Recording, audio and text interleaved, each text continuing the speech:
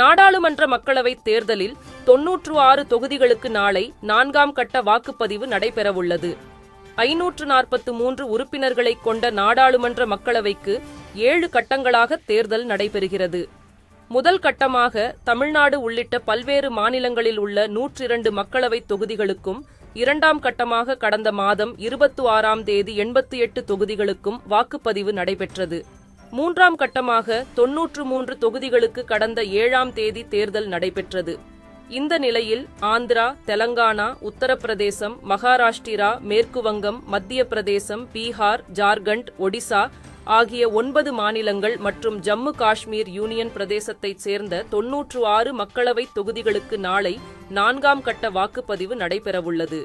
நாடாளுமன்ற தேர்தலுடன் ஆந்திர மாநிலத்தில் உள்ள 175 சட்டசபை தொகுதிகளுக்கும் நாளை வாக்குப்பதிவு நடைபெறவுள்ளது. 147 சட்டப்பேரவை தொகுதிகளைக் கொண்ட ஒடிசா மாநிலத்திற்கு முதல் கட்டமாக 28 தொகுதிகளுக்கு நாளை வாக்குப்பதிவு நடைபெறுகிறது. வாக்குப்பதிவுக்கான ஏற்பாடுகளை முடுக்கிவிட்டுள்ள தேர்தல் ஆணையம் மின்னணு வாக்குப்பதிவு எந்திரங்கள் உள்ளிட்ட பொருட்களை வாக்குச்சாவடிகளுக்கு அனுப்புவதற்கான ஏற்பாடுகளை செய்து வருகிறது.